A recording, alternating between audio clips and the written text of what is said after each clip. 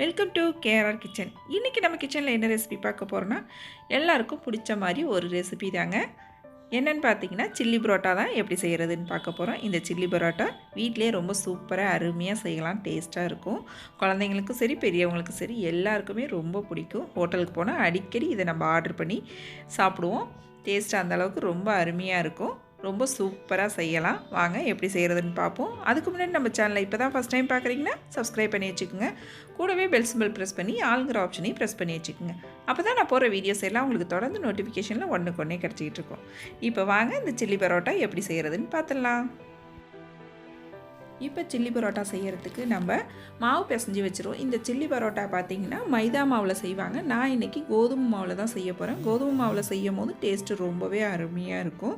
அதுக்கு 2 கப்பு மாவு எடுத்து கொஞ்சமாக உப்பு, 1 டீஸ்பூன் எண்ணெய் சேர்த்து கொஞ்சம் கொஞ்சமாக தண்ணி தெளித்து பிசைஞ்சு நல்லா ஒரு 10 நிமிஷத்துக்கு மாவை ஊற வச்சு வச்சுக்குவோம். இப்போ எல்லாத்தையும் சேர்த்துட்டு ஒரு தடவை ஒன்று கலந்து கொஞ்சம் கொஞ்சமாக தண்ணி தெளிச்சுக்குங்க. நம்ம எப்போதும் சப்பாத்தி மாவு எப்படி பிசைவோமோ அதே போல் பிசைஞ்சு எடுத்து வச்சுக்கிட்டா போதும். இப்போ மாவு நல்லா ஒரு 10 நிமிஷத்துக்கு ஊறட்டும். மாவு ஊறினதுக்கப்புறம் லைட்டாக இது போல் பிசைஞ்சிக்குங்க. அதுக்கப்புறம் அதை சின்ன சின்ன உருண்டைகளாக பிரித்து எடுத்துக்குவோம். பிரித்து எடுத்ததுக்கப்புறம் நம்ம எப்போதும் சப்பாத்தி எப்படி தேய்ப்போமோ அதே போல் நல்லா திரட்டி எடுத்துக்குவோம். நல்லா கொஞ்சம் நல்லா பெரிய சைஸாக மெல்லிஸாக தேய்ச்சிக்குங்க. இதில் மேலாப்பில் 1 டீஸ்பூன் எண்ணெய் நல்லா சலிக்க போட்டு நல்லா இது போல் ஸ்ப்ரெட் பண்ணி விட்டுருவோம். நல்லா எங்கே பார்த்தாலும் எண்ணெய் படுற மாதிரி ஸ்ப்ரெட் பண்ணி விட்டுக்குங்க. இப்போ எண்ணெய் தடவினதுக்கப்புறம் இது போல் மடித்து விட்டுக்குவோம். சின்னதாக இது போல் மடக்கி மடக்கி ஃபுல் சப்பாத்தியும் இது போல் மடக்கி எடுத்துக்குங்க.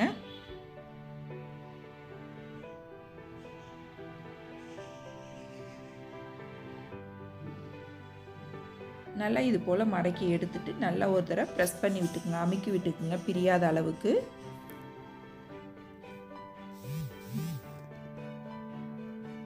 நல்லா அமுக்கி எடுத்ததுக்கப்புறம் இதை நம்ம சின்ன சின்ன பீஸாக கட் பண்ணி எடுத்துக்கணும். ரொம்ப சின்னதாகவும் இல்லாமல் ரொம்ப பெருசாகவும் இல்லாமல் ஒரு மீடியம் சைஸில் கட் பண்ணி எடுத்துக்குங்க. இது போல் இப்போ எல்லா பீஸையும் நான் கட் பண்ணி எடுத்துட்டேன். இதை ஒரு பிளேட்டுக்கு மாற்றி வச்சுக்கிறேன். மீதம் இருக்க உருண்டைகளையும் இதே போல் நான் ரெடி பண்ணி எடுத்துக்கிறேன்.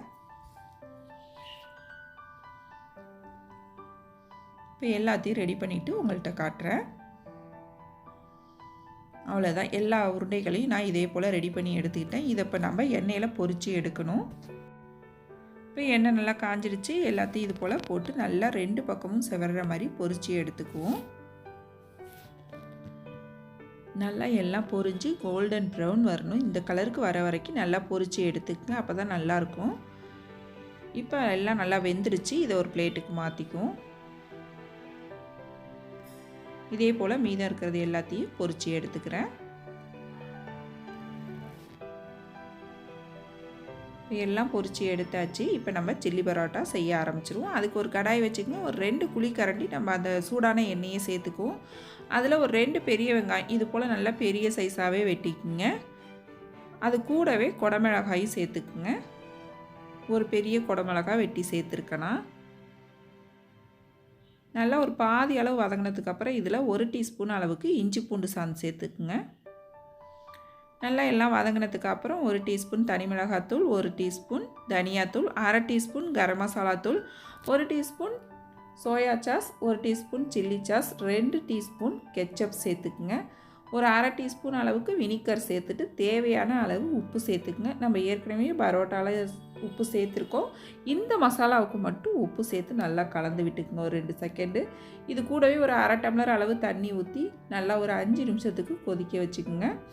நல்லா கொதிச்சதுக்கப்புறம் நம்ம போட்டு வச்சுருக்க பரோட்டாவை நல்லா ஒரு தடவை கையால் இது போல் உடச்சி விட்டுக்குங்க. உடச்சி விட்டுட்டு அதுக்கப்புறம் இது கூட சேர்த்து இன்னொரு 5 நிமிஷத்துக்கு வேக வைங்க. நல்லா அந்த மசாலா கூட சேர்ந்து வெந்து வரணும். அப்போ தான் நல்லா சாஃப்டாக ஜூஸியாக இருக்கும்.